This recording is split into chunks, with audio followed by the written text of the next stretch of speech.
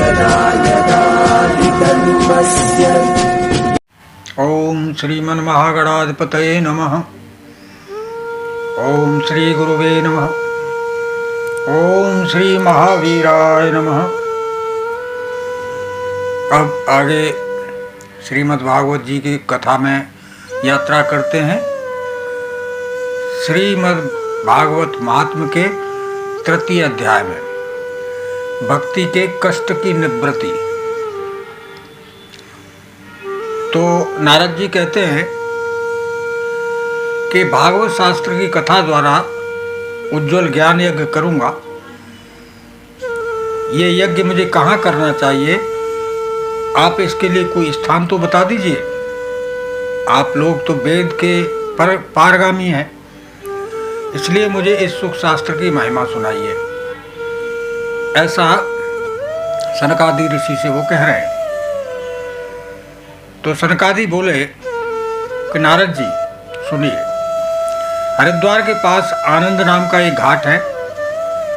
वहाँ अनेकों ऋषि रहते हैं तथा देवता और सिद्ध लोग भी उसका सेवन करते हैं। भांत भांत के वृक्ष हैं, लताओं के कारण वो बड़ा सघन और बड़ा ही सुंदर स्थान है।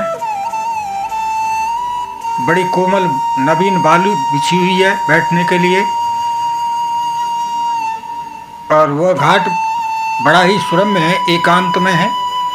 वहाँ हर समय सुनहले कमलों की सुगंध आया करती है। उसके आसपास रहने वाले सिंह, हाथी आदि परस्पर विरोधी पशु भी एक घाट पर पानी पीते हैं, यानी उनमें भी मित्रता होती है।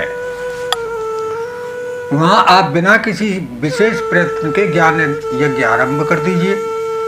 उस स्थान पर कथा में अपूर्व रस का उदय होगा, रसानंद आएगा।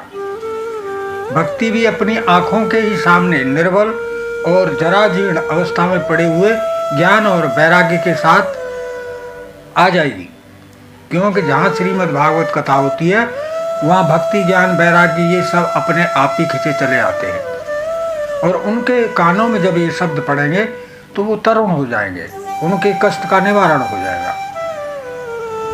सूत जी कहते हैं कि इस प्रकार नारद जी के साथ सनकादि श्री मद्भागवत कथामृत का पान करने के लिए वहाँ से तुरंत गंगा तट पर चले आए।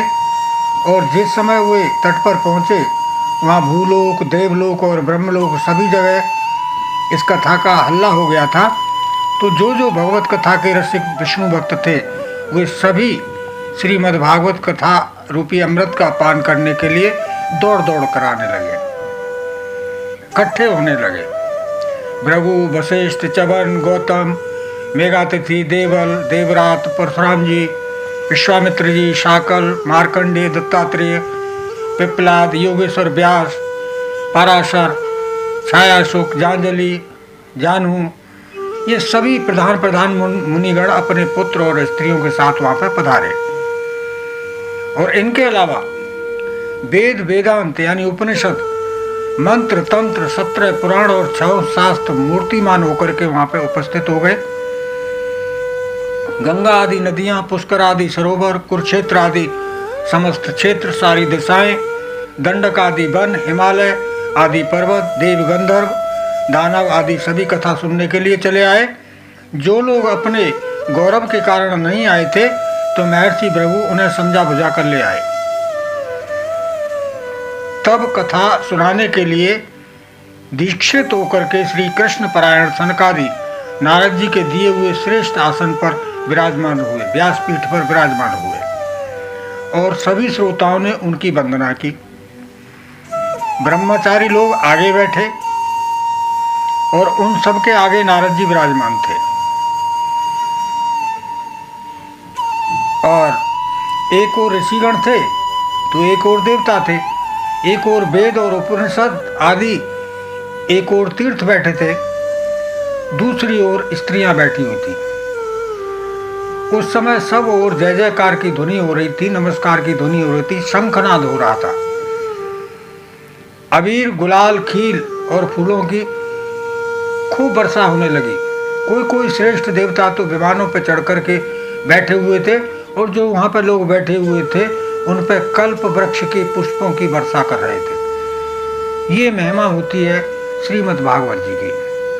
तो सूत जी कहते हैं इस प्रकार पूजा समाप्त होने पर लोग एकाग्रचित होकर के सनकादि ऋषि द्वारा महात्मा नारद को श्रीमद् भागवत का महात्म्य स्पष्ट करने लगे, सुनाने लगे और लोग भी सुनने लगे।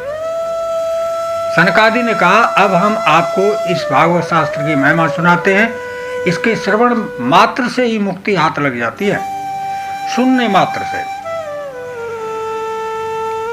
और इसके श्रवण मात्र से श्री हरि हृदय में आविराजते हैं। इस ग्रंथ में 18,000 श्लोक हैं, 12 स्कंद हैं तथा सुखदेव और राजा परीक्षित का संवाद है। आप ये भागवत शास्त्र ध्यान देकर सुनिए। ये जीव तभी तक अज्ञानवश संसार चक्र में भटकता है जब तक क्षण भर के लिए भी कानों में इस सुख शास्त्र की कथा नहीं पड़ती। कितना बड़ा महत्व बताया है श्रीमद् भागवत शास्त्र को सुनने का। बहुत से शास्त्र और पुराण सुनने से कोई लाभ नहीं है। इससे तो व्यर्थ का भ्रम बढ़ जाता है। कहीं कुछ लिखा है, कहीं कुछ लिखा है, तो वो भ्रम में बात चली जाती है। उन सब का निचोड़ श्रीमद् भागवत कथा ही होती है। और जिस घर में नित्य प्रति श्रीमद् भागवत की कथा होती है वो तीर्थ रूप हो जाता है। जो लोग उसमें रहते हैं उनके सारे पाप नष्ट हो जाते हैं। हजारों अश्वमेघ और सैकड़ों वाजपेयी यज्ञ इस सुख शास्त्र की कथा का 16वां अंश भी नहीं हो सकते। जब तक लोग अच्छी तरह श्रीमद् भागवत का श्रवण नहीं करते तभी तक उनके शरीर में पाप निवास करते हैं। अगर ध्यान से सुनी जाए और अपने विचारों पर उतारी जाए वहीं पाप नष्ट हो जाते हैं। जब तक नहीं उतारते तब तक तो नहीं हो सकते। और फल की दृष्टि से सुख शास्त्र की कथा की क्षमता गंगा, गया, काशी, पुष्कर, प्रयाग कोई भी तीर्थ नहीं कर सकता, सबसे बढ़कर है। और यदि आपको परम गति की इच्छा है तो अपने मुख से श्रीमद् भागवत के आधे श्लोक या चौथा श्लोक का भी नित्य नियम पूर्वक पाठ कीजिए। ओंकार, गायत्री, पुरुष सूक्त, तीनों वेद श्रीमद् भागवत के ओम नमो भगवते वासुदेवाय, ये 12 मंत्र 12 मूर्तियों वाले सूर्य भगवान, प्रयाग, सत्संवत्सर काल, ब्राह्मण, अग्निहोत्र, गौ, द्वादशी तिथि, तुलसी, बसंत ऋतु, भगवान पुरुषोत्तम, इन सब में बुद्धिमान लोग वस्तुतः कोई अंतर नहीं मानते। जो पुरुष श्रीमद् भागवत शास्त्र का पठन करता है उसके करोड़ों जन्म का पाप नष्ट हो जाता है। कितनी बड़ी बात कह दी। जो पुरुष नित्य प्रति भागवत का आधा या चौथा श्लोक भी पढ़ता है उसे राजसूय और अश्वमेध यज्ञों का फल मिलता है। नित्य भागवत का पाठ करना, भगवान का चिंतन करना, तुलसी को सींचना और गौ की सेवा करना, ये चारों बिल्कुल समान है। ये चारों करने ही करने चाहिए। क्या? नित्य भागवत का पाठ करना, भगवान का चिंतन करना यानी भजन करना, और तुलसी में पानी देना और गौ की सेवा करना।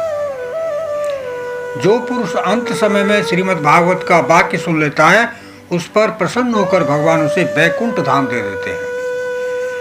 जो पुरुष इसे सोने के सिंहासन पर रख करके विष्णु भक्त को दान करता है वह अवश्य ही भगवान का सायुज्य प्राप्त कर लेता है। ऐसी महिमा है श्रीमद् भागवत जी की। और आगे और महिमा है, क्योंकि दो भागों में हमें इसको बांटना पड़ेगा इस अध्याय को। तो आज के लिए बस इतना ही। आगे की महिमा आगे के वीडियो में। तो जिन लोगों को श्रीमद् भागवत कथा यहाँ पर अच्छी लग रही है, सुंदर लग रही है, वो चैनल के नीचे का लाल बटन दबा के चैनल सब्सक्राइब कर लें और लाइक, कमेंट, शेयर भी करें। उससे हमारा मनोबल बढ़ेगा। हम बराबर आपके लिए वीडियो बनाते रहेंगे, क्योंकि हमें तो अपना पाठ करना ही करना है। तो हमने यही सोच करके वीडियो बनाए हैं कि हमारे साथ साथ आपको भी लाभ मिलेगा। प्रभु, अगर मेरी वाणी में कोई त्रुटि रह जाए तो मुझे क्षमा कीजिएगा। और सभी को, आप सभी को जय श्री कृष्णा, जय श्री राधे, नमस्कार, जय जय श्री राधे।